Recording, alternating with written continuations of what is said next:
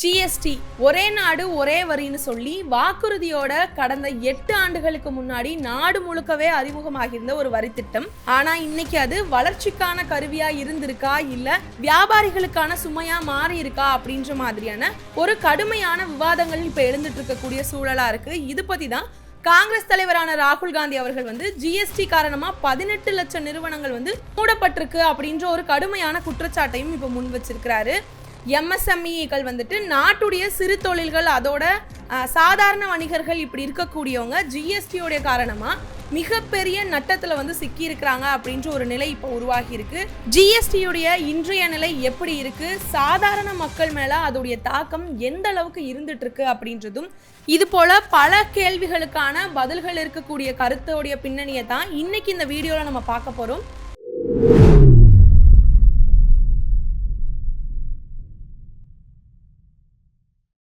கோபாசே நண்பர்களுக்கு வணக்கம். வீடியோக்குள்ள போறதுக்கு முன்னாடி மறக்காம சேனலை சப்ஸ்கிரைப் பண்ணிக்கோங்க.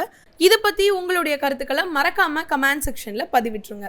ஜிஎஸ்டி அப்படின்றது இந்தியாவில் அறிமுகமானதுக்கு அப்புறமா 8 ஆண்டுகள் இப்போ நமக்கு கடந்துருச்சு.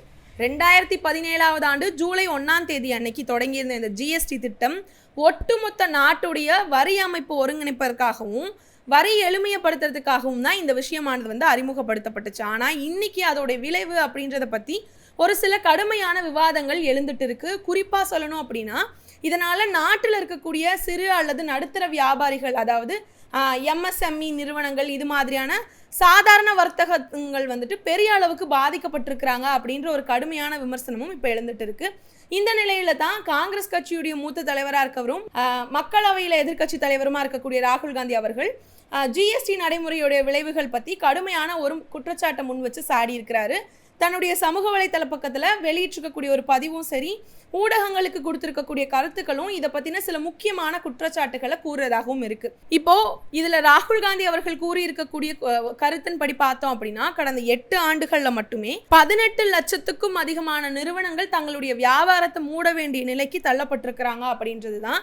இதில் பெரும்பாலானவை எதுன்னு பார்த்தோம்னா எம்எஸ்எம்இ, அதாவது சிறு அல்லது நடுத்தர தொழில்கள் செய்யக்கூடிய நிறுவனங்களோ இந்தியாவில் வேலை வாய்ப்பு வளங்களில் மிகப்பெரிய பங்கு வகிச்சுட்டு இருந்த இந்த துறைகள் இன்னைக்கு இழிவடைஞ்சிருக்கு அப்படின்ற விஷயத்தை தான் நம்மளால் பார்க்க முடியுது. நாட்டுடைய பொருளாதார அடித்தளமே இப்போ பெரிய அளவுக்கான கேள்விக்குறிக்கு தள்ளப்பட்டிருக்கிறதாகவும் நம்ம பார்க்கக்கூடிய சூழ்நிலையாக தான் இது இருக்கு.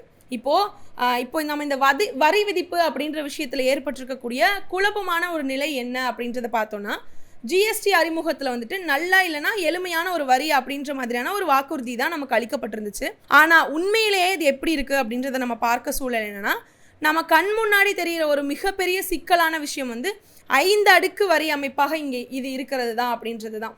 அதுலேயும் பெரும்பாலும் பார்த்தோம்னா 900க்கும் மேற்பட்ட முறை திருத்தங்கள் இதுவரைக்குமே இந்த விஷயத்தில் செய்யப்பட்டிருக்கு அப்படின்றதும், திட்டத்துடைய ஒருங்கிணைப்போ இல்லை செயல்திறமை, இந்த விஷயங்கள் எல்லாமே இப்போ கேள்விக்குறியாகி இருக்கக்கூடிய ஒரு நிலையும் ஏற்பட்டிருக்கு. இப்போ சிறு சிறு பொருட்கள் ஆரம்பித்து உணவுப் பொருட்கள் வரைக்குமே பல்வேறு வகையான வாடிக்கையாளர்களோ இல்லை வியாபாரிகளும் குழப்பத்தில் ஆழ்ந்திருக்க சூழல் இதனால் உருவாகி இருக்கு. இப்போ நம்ம உதாரணத்துக்கு எடுத்துக்கிறோம் அப்படின்னா கேரமல் பாப்கார்ன், அப்புறம் க்ரீம் பன், இந்த மாதிரியான பொருட்கள் கூட ஜிஎஸ்டியோட வரி வகையில் பார்க்கும்போது பெரிய அளவுக்கான ஒரு சிக்கல் அது சிக்கி இருக்கிறதாக தான் இருக்குது. வெறும் பாப்கார்னுக்கு ஒரு ஜிஎஸ்டியாக இருக்குது, அதுவே கேரமலைஸ் பண்ணும் போது அதுக்கு ஒரு ஜிஎஸ்டி. இதுலேயுமே இதை பிராண்ட் பண்ணி ஒரு பேக்கெட் பண்ணோம்னா அதுக்கு ஒரு ஜிஎஸ்டி, இல்லை நம்ம லூஸில் வாங்குகிறோம் அப்படின்ற பட்சத்தில் அதுக்கு ஒரு ஜிஎஸ்டி. இப்படி பலவிதமான ஒரு கணக்காளர்கள் கூட வழிகாட்ட முடியாத அளவுக்கான ஒரு சிக்கலுக்கு சிக்கியிருக்கிற விஷயத்தையும் நம்ம இந்த இடத்துல பார்க்க முடியறதாக இருக்குது.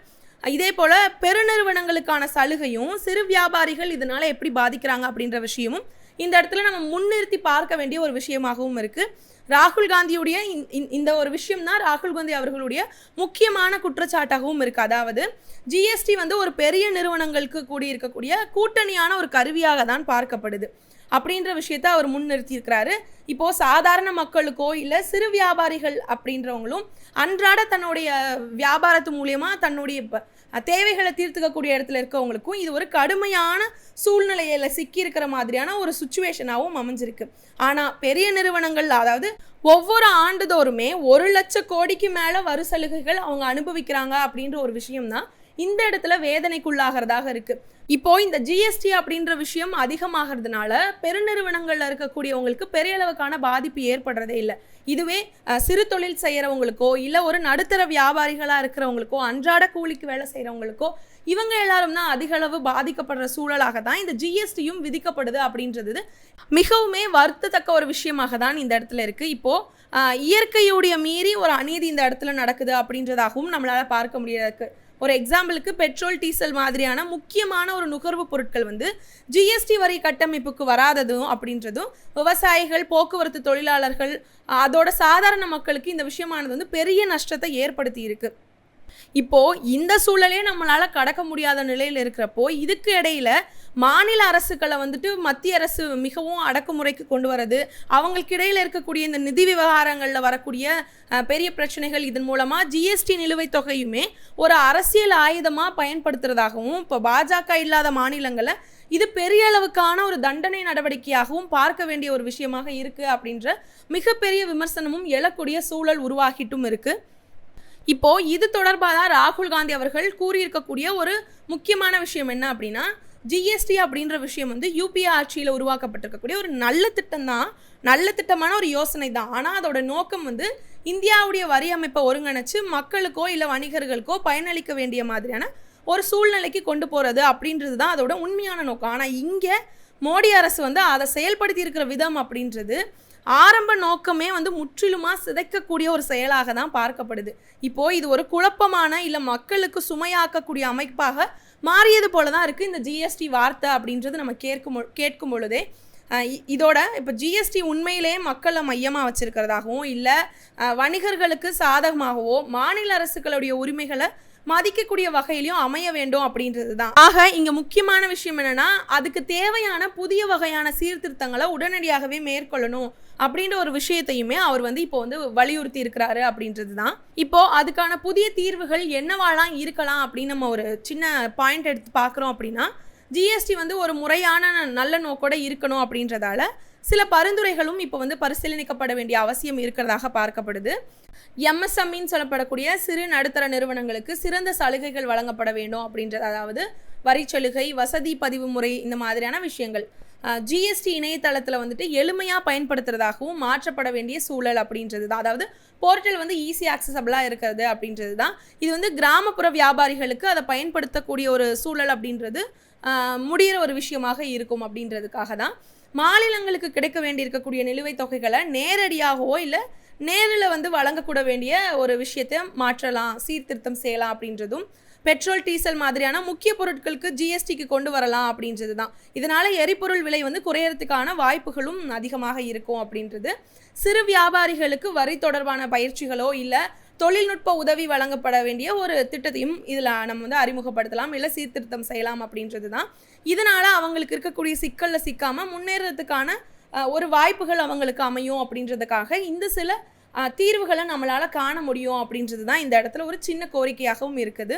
ஸோ ஜிஎஸ்டி அப்படின்றது ஒரு பெரிய விஷயம். ஒரே நாடு ஒரே வரி அப்படின்ற எண்ணம் நிச்சயமாக இந்தியாவை ஒருங்கிணைக்கக்கூடியது தான். ஆனால் அதோடைய செயல்பாடு, நடைமுறை, அதை நடைமுறைப்படுத்துறதோட ஒழுக்கம், அதில் நமக்கு கொண்டு வரக்கூடிய மாற்றங்கள், அது வந்து எந்த அளவுக்கு மக்களுக்கு பயன்படுது இப்படின்ற முக்கியமான விஷயங்களுடைய அடிப்படையில் தான் அது நமக்கு என்னவா செயல்படுது அப்படின்றத நம்மளால் பார்க்க முடியுது. இப்போது சிறு வியாபாரிகள், விவசாயிகள், எம்எஸ்எம்இ இந்த மாதிரியான நாட்டுடைய வளர்ச்சிக்கு இவங்க தான் முதன்மையான ஒரு பங்குதாரர்களாக இருக்கிறாங்க. இவங்க எல்லாமே பாதுகாக்கப்பட வேண்டியவங்களாக இருக்கிறாங்க ஒரு நாட்டுடைய வளர்ச்சிக்காக. அப்போது வணிக சுதந்திரம் இருக்க வேண்டிய இடத்துல கட்டுப்பாடுன்ற ஒரு விஷயம் உருவாக்கிட்டோம்னா வளர்ச்சி அப்படின்ற விஷயம் வந்து சாத்தியப்படாத ஒன்றாகவும் மாறிடும். அதனால் ஒரு சரியான சீரான மக்களை மையமாக வச்சுருக்கக்கூடிய ஜிஎஸ்டி அமைப்பை வந்து உருவாக்கணும் அப்படின்றது தான் இப்போ காலத்துடைய கோரிக்கையாக இருக்க வேண்டியதாக இருக்குது. இந்த எம்எஸ்எம்இ துறை அப்படின்றது இந்திய பொருளாதாரத்தில் முக்கிய தூண்களாக வந்து கருதப்படுறதாக இருக்குது. நாட்டுடைய மொத்த உற்பத்தியிலிருந்து சுமார் 30% பங்கும், மொத்த வேலை வாய்ப்பில் 25% 30% வரைக்கும் பங்களிப்பு வழங்கக்கூடிய இந்த துறை அப்படின்றது நகரப்புறங்கள்லையும் சரி, கிராமப்புறங்கள்லையும் கோடிக்கணக்கான மக்களுக்கு வாழ்வாதாரத்தை வழங்கிட்டு இருக்குது. இந்த துறை அப்படின்றது தொழில்நுட்ப வளர்ச்சியை குறைக்கிறதாக இருந்தாலும் குறைந்த முதலீட்டுல அதிக வேலை வாய்ப்பை உருவாக்கக்கூடிய தன்மை கொண்டிருக்கக்கூடிய துறையாக இது இருக்கு. இதனால நாட்டுடைய சமூக பொருளாதாரம் சமநிலைக்கு வரதுக்கான முக்கிய பங்குகளுக்கான பகுதியாகவும் இது விளங்குறதாக இருக்கு. ஆனா குறிப்பா சொல்லணும் அப்படின்னு பார்த்தோம்னா இந்த கடந்த 8 ஆண்டுகள்ல ஜிஎஸ்டி, இந்த டிஜிட்டல் வரியில் இருக்கக்கூடிய கண்காணிப்புன்றதோ இல்ல கடன் அடிக்கக்கூடிய அடிப்படையில் இருக்கக்கூடிய இந்த நிதி நெருக்கடி, அதோட ஆட்சி மாற்றங்களால ஏற்படக்கூடிய நிர்வாக சிக்கல், இந்த மாதிரியான விஷயங்களை எம்எஸ்சி துறையுடைய வளர்ச்சியை பெரிய அளவுக்கு பாதிச்சுட்டு இருக்கு அப்படின்றது நம்மளால பார்க்க முடியுது. இந்த ஜிஎஸ்டி வரி அமைப்புடைய சிக்கலான நடைமுறை அப்படின்றதும் சரி, நுண்ணணுவான கணக்கியல் தேவையோ இல்ல இப்போ இடைவேளை இல்லாம நடந்துட்டு இருக்கக்கூடிய இந்த விதி மாற்றங்கள் அப்படின்றது சிறு சிறு நிறுவனங்களுக்கு அதிக அளவான நிர்வாக சுமையை வந்துட்டு அதிகரிக்கிற அளவுக்கான ஒரு சூழலை ஏற்படுத்தி இருக்கு. இதனால தொழில்நுட்ப வசதிகள் குறைஞ்சிருக்கு. அதோட கிராமப்புறங்களில் இயங்கக்கூடிய இந்த எம்எஸ்எம்இக்கள் வந்துட்டு மிகவுமே பெரிய அளவுக்கான ஒரு சிரமத்தை வந்து எதிர்கொண்டுட்டு இருக்கிறாங்க. இதுவே தொடர்ந்துச்சு அப்படின்னா ஏராளமாக இருக்கக்கூடிய சிறு தொழில்கள் தங்களோட வியாபாரங்கள் எல்லாத்தையும் நிறுத்திட்டு முடக்கப்படக்கூடிய சூழ்நிலைக்கு தள்ளப்படுவாங்க அப்படின்றது தான். வங்கியிலிருந்து கடன் பெறக்கூடிய வசதிகள் கூட கடுமையாக மாறி இருக்கு. அதுவும் பணவள மையத்திலிருந்து, அதாவது கேஷ் ஃப்ளோ வந்து மோசடிகள்லாம் அதிகமான அளவுக்கு உருவாக்கிட்டு இருக்கு அப்படின்றதும் தான் இந்த இடத்துல பார்க்க முடியுது. இது குறித்து உங்களுடைய கருத்துக்களை மறக்காம கமெண்ட் செக்ஷன்ல பதிவிட்டுருங்க. அப்படியே இந்த வீடியோக்கு ஒரு லைக் பண்ணிட்டு இது போன்ற செய்திகளை தினம்தோறும் தெரிஞ்சுக்கிறதுக்காக மறக்காம கோபாசி சேனலை சப்ஸ்கிரைப் பண்ணிக்கோங்க. நன்றி.